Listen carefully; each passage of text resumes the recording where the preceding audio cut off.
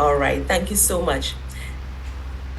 So at this time, we are honored to have the esteemed Mr. Irwin Williams of iGovTT with us. Mr. Williams can give us an appreciation of software development in Trinidad and Tobago because he has built award-winning software.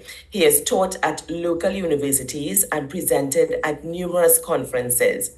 In his role as head of software development at iGovTT, he's looking forward to working with teams of dedicated professionals to bring value to Trinidad and Tobago and beyond, both with software services and solutions, and in any other way that he can contribute. And he's also asked us to mention that he is the best StarCraft player at iGovTT, and he's challenging anyone. So challenges to welcome. Please join me in welcoming Mr. Owen Williams.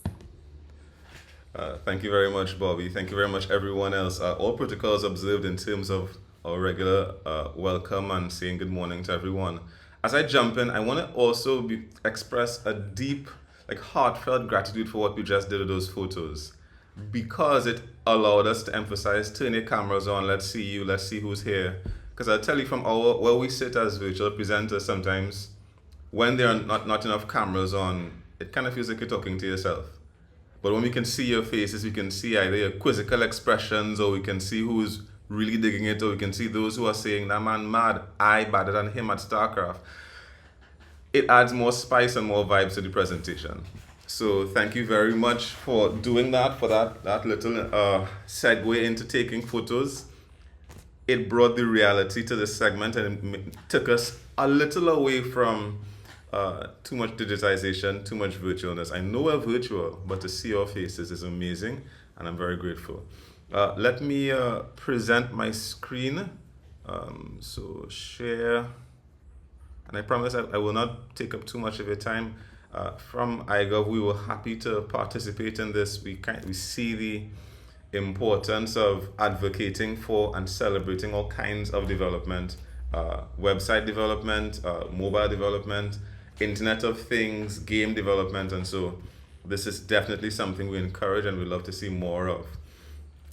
Just before I go on, can you confirm you're seeing my screen fine?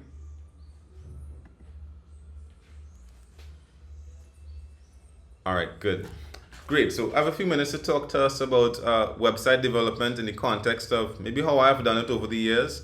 I will not be going through the actual steps. We have other sessions later today focused on actually building a site. I hope, well, last I checked, I saw there are 237 participants.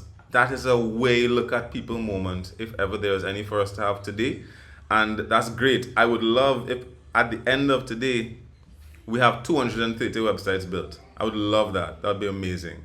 And so hopefully my talk helps add some of that energy and that vibes towards what we're doing. And so let's continue. As said, my name is Owen Williams, and I'm the head of software at iGov Development, iGovTT, head of software development at iGovTT. For the sake of today's presentation, you can think of me as simply a problem solver. I use digital tools and whatever is at my disposal to solve the problems I'm faced with, and you'll see that actually is much broader than necessarily building a website as we go on. I've been doing it for a little while now, and I've had some challenges up and down, and so hopefully when you hear of the challenges I've had, you don't feel like, oh my god, it's too hard. Instead you hear, yep, challenges were expected, but we confronted them and dealt with them really well. So I want to just start off quickly by talking about the first time I built a website. It wasn't really because I wanted to do something fancy and show off. I needed a job. As simple as it was. It was close to the July-August vacation, and I didn't do what my parents would have been telling me to do quite up in January to apply for jobs. All May I now trying to send out resumes and stuff. I was in school and I wasn't quite paying attention as I should have, as some of us may know, but that's okay. Because while I was in class, one of our courses focused on something like digital transformation. It wasn't quite that, but it was close to that. And you might hear that term a lot because iGovTT does emphasize and provide support in the realm of digital transformation. So we were in class, building out projects, having these ideas for what we could build. And at the end of that class ended in May, I knocked on the door of Mr. Victor Cowan. He was the head of the Student Advisory Services at the University of West Indies. And I said, listen, let me build this thing for you we proposed in class. And Mr. Cowan said, yeah, go through. It became my job for the next 2 months, the July-August period, and we emerged with this system, Oasis. That link there, I think it still works. It might not actually be the same site. I did this back in, not to date myself, 2003 or 4. But it was fun. It was amazing. I learned this thing in school and I applied it a month later. Nah, man. So that's the first time I built a site. Kind of came from my own need, but it was meant to solve someone else's need. And the site I built ran for about 10 years until I think hopefully they modified it and made it a little better because I was a student building at the time. But going on from that, online presence is indeed crucial. We know that. If you are familiar with Zoom, and by raise of hands, does anyone here have a WhatsApp business, a WhatsApp page, or a Facebook page already? Do you have an Instagram storefront? If you could just use the raise hand feature just to see if I see hands going up all around the room. I actually love to sit in any of these presentations. Nevertheless, people have these things. They have versions of online presence already. I think I saw Bobby's hand go up, so we've taken that. Perfect. So we know about having an online presence. But all of these platforms, if you've been doing it for a while, have limits. Your customization is held back by the rules of the platform.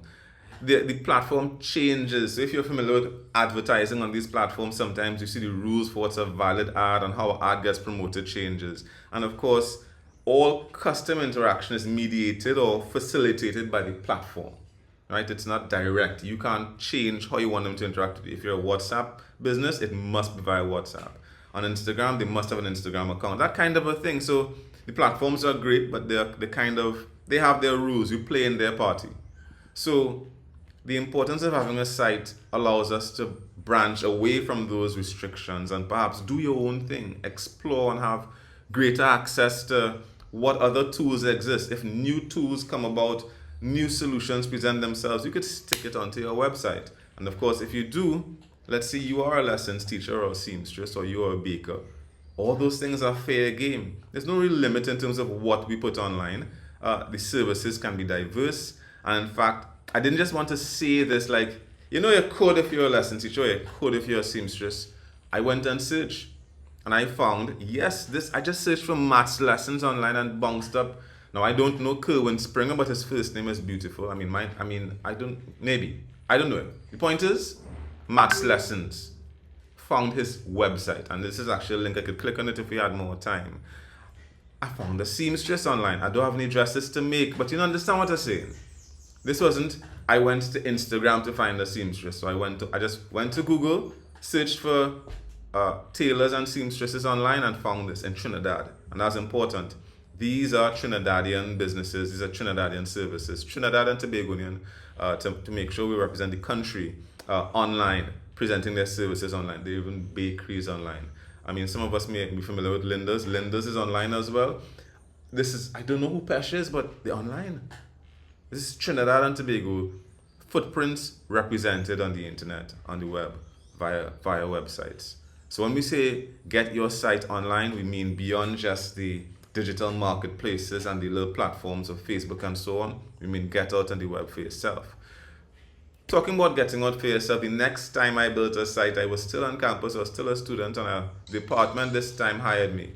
And the department said, listen, we have a site, the site not good. No, I wasn't an expert. You don't need to be an expert to build a website, especially today. However, I used everything I learned from my previous experience. So you might find we want to get at least 250 sites today. There are 240 of us. I mean, some of us are going double duty.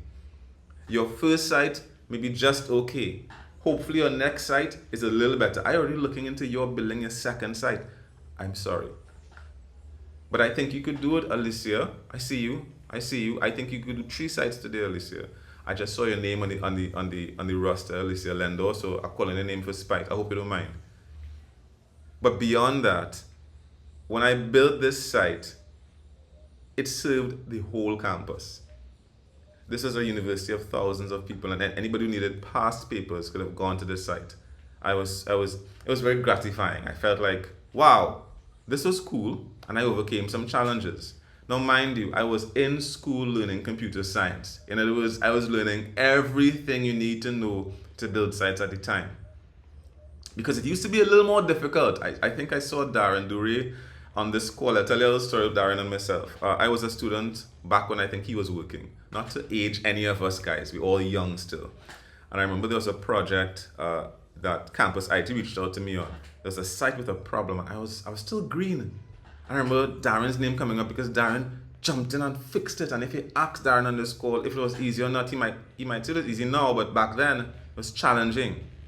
Building sites long time was hard. It's still hard today if you approach it in a particular way, but it's not anymore. That's really good. It means the tools have advanced so that you could use all kinds of simple approaches, and I'm looking forward to hear how you guys do it later on. But the challenge today is about what value you bring. And when I asked before if people are online, they already said yes. Another question really quick.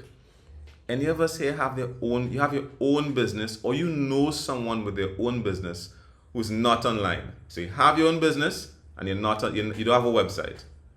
Or you know someone who has a business and they don't have a website. And again, I see the hands going up all around the room, and I know that to be true. We all have these kinds of friends, but what that actually means is the difficulty is kind of past. For you, the difficulty is, what are you trying to say? You already have things to say. There are already businesses that allow you to do this next thing really well, which is have human-centered design. Human-centered design is focused on the people you're delivering value for, either the person who needs the site as a business or the consumer of the site, the person who's looking to get value from whatever business or service or community need you're addressing. You don't need to invent a reason. The reasons should be clear because of who you're talking to.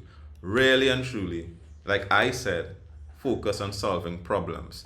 But let me tell you about the third time I built a website. It was right after Hurricane Ivan. I think that was 2004, 2005. Now, as you can see on my slide, it went 0 places. Why? I just graduated from school. I was just about to graduate, right? So I finished my first degree. The world is my oyster. And I heard there was a hurricane in Grenada. And I thought, you know what they need? They need a website to manage the disaster. No experience, no skills, no network, no knowledge, and I go and solve Grenada's problem. I didn't actually solve Grenada's problem because it was a bit too much for me. Meaning, going after building these sites, going after building these solutions, be mindful that maybe don't try to bite off more than you can chew at the start.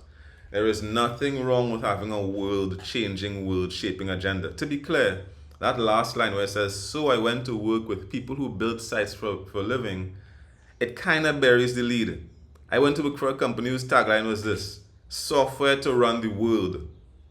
So I tried to address a big problem, and I had a little bit of problems myself doing it, but I didn't give up on having a big appetite for solving big problems. I just found a team to do it with really well.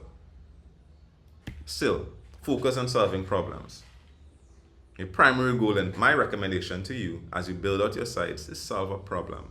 There are other reasons to build sites. You can build sites to explore. You can build sites to develop your skill. You can build sites for finding a way to understand this domain.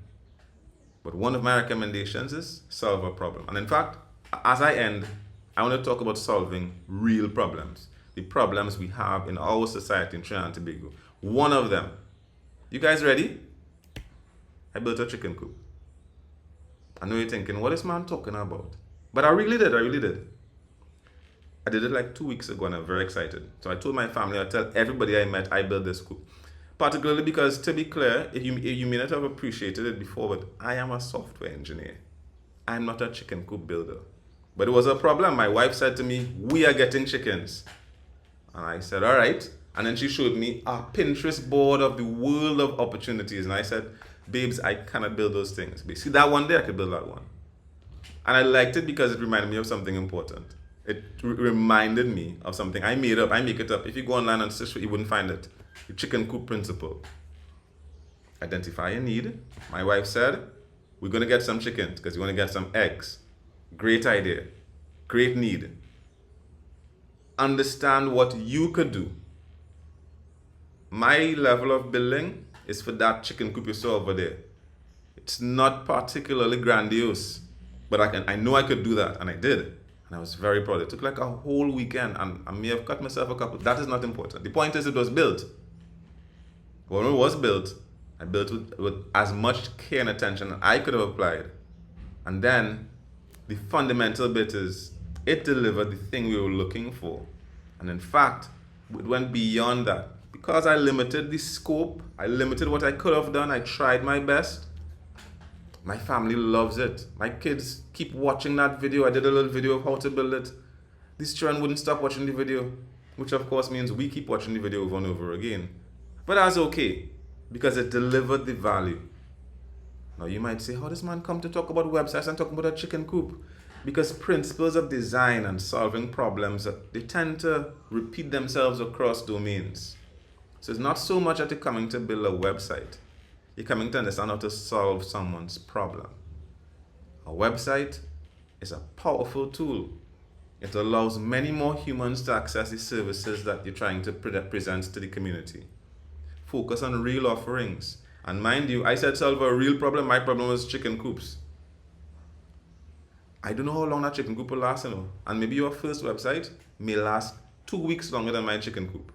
But that's okay, because as you heard, I went through my own evolutionary process, and I went from a simple site, a little more complex, to building software to run the world. And now I work for a government doing the same thing, and it's a lot of fun. Websites will allow you to take control of online presence for anyone in the community, and allow you to have a stronger say in your digital destiny. You're not at the mercy of platforms. And so I'm happy. The last thing I'll say, let me stop this show. I'm going to stop presenting for a second. The last thing I'll say is it's really important that all of you are here together. It's amazing to have 200 persons logged in, maybe more than 200, because it means you're not alone in this pursuit. You're not alone in terms of what you're trying to accomplish. You have a cohort around you. Maybe there are a number of you who've never done this before. And so as you start, you're starting with a bunch of potential friends in a community. As an engineer in the global community, I'll tell you, I learn a lot from other software engineers, and I'm an engineering manager as well, other engineering managers. It's critical. I'm actually on Twitter and LinkedIn, often interacting with people I've never met before because of that global community. You have your own local community here, and I hope that you leverage that as you try to build sites. Some of you may have the same idea for a site. That's okay. There may be 2 bakers amongst us. There may be 5 lessons teachers amongst us. That's okay.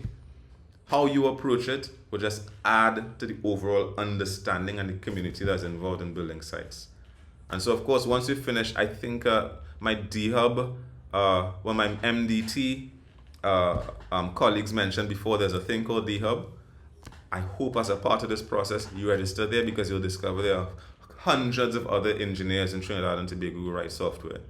So welcome to I am assuming all of you will become website developers, which means I can extend a hand of welcome and say, welcome to the world of software development, because building a website, even when you use the tools used today, means you're writing software. I love what my MDT colleague said. He said, listen, I learned from online stuff, workshops. This is a workshop. You're joining the revolution, and I'm looking forward to hear what you guys build. Cheers. Thank you very much, everyone.